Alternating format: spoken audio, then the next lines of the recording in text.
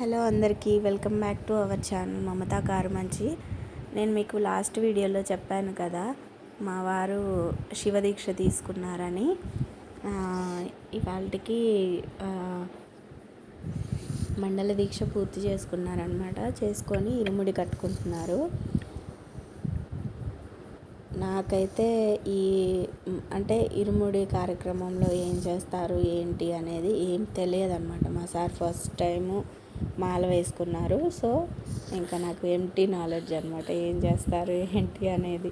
ఎవరన్నా చెప్తే ఇది అది అని పెద్దవాళ్ళని కనుక్కొని అన్నీ చేస్తూ వచ్చా అనమాట. ఈ 41 days కూడా. ఇక్కడైతే పూజారి గారు అంటే కొబ్బరికాయలో నెయ్యి పోస్తారు కదా, కొబ్బరికాయలో నెయ్యి పోసేసి దాన్ని క్లోజ్ చేసేసి చేస్తున్నారు. ఇరుముడి కట్టే కార్యక్రమం నడుస్తుందన్నమాట ఇక్కడ. ఇది అయిపోయిన తర్వాతకి ఇంకా శివదీక్ష అంటే మ్యాక్సిమం శ్రీశైలంలో దీక్ష విరమిస్తారు కదా, ఇరుముడి సమర్పిస్తారు కదా. నెక్స్ట్ శ్రీశైలము వెళ్ళాలన్నమాట. సో అంతా ప్యాక్ చేసేసుకొని టెంపుల్కి వచ్చేసాము. అంటే మనము వన్స్ ఇరుముడి కట్టుకున్న తర్వాతకి మళ్ళీ ఇంటికి వెళ్ళకూడదు కదా. సో అందుకనే మేము అన్నీ ప్యాక్ చేసేసుకొని టెంపుల్కి వచ్చామన్నమాట. యాక్చువల్గా మార్నింగ్ 8కి అంతా ఇరుముడి కట్టుకోవాలి, 8కి బయలుదేరాలి అని ప్లాను. కానీ ఇక్కడ ఏమైందంటే ఇరుముడి కట్టుకునేటప్పుడు ఫ్యామిలీ మెంబర్స్ అందరూ ఉండాలి కదా. మా సార్తో పాటు ఇంకా 4 స్వాములు ఇరుముడి కట్టుకున్నారు.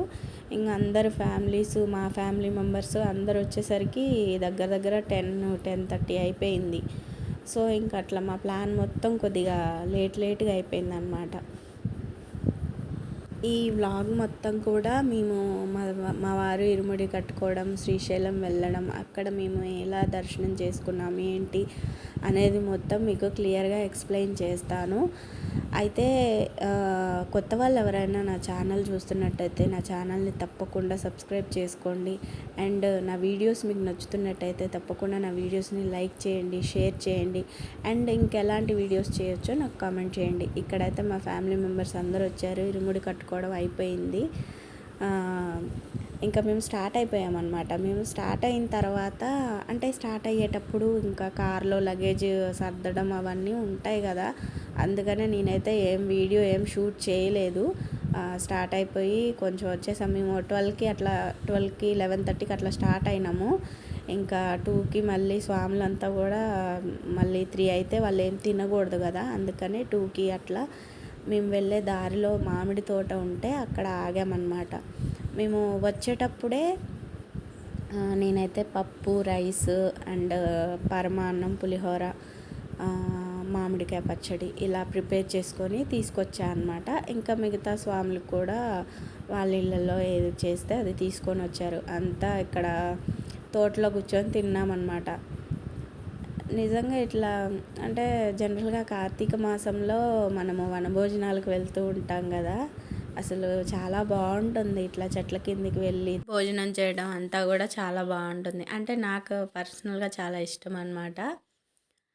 ఇక్కడైతే స్వాములు భోజనం చేస్తున్నారు, వాళ్ళకు వడ్డన చేసి వాళ్ళు తింటున్నారు.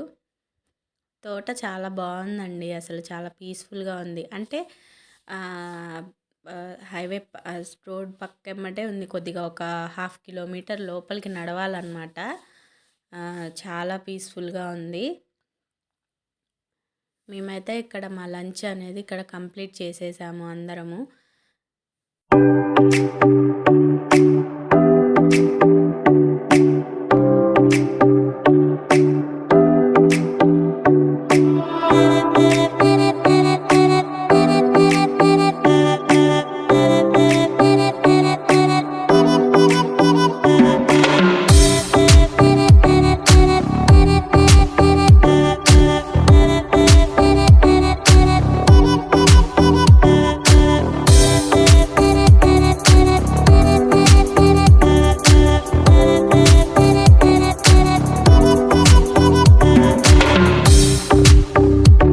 లంచ్ అయిపోయిన తర్వాత ఇంకెక్కడ ఆగకుండా వెళ్ళిపోయాము.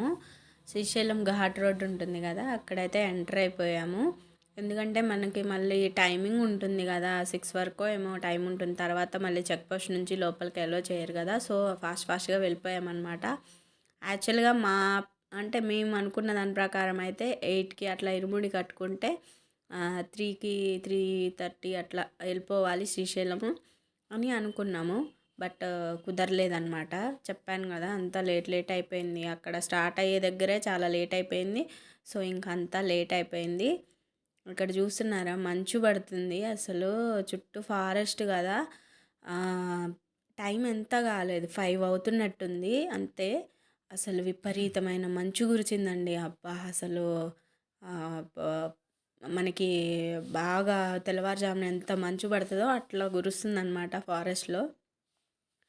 శ్రీశైలం డ్యామ్ దగ్గర అయితే మేము ఆగలేదండి. ఎందుకంటే ఎవ్రీ ఇయర్ మేము శ్రీశైలం వస్తూనే ఉంటాము డిసెంబర్లోనే.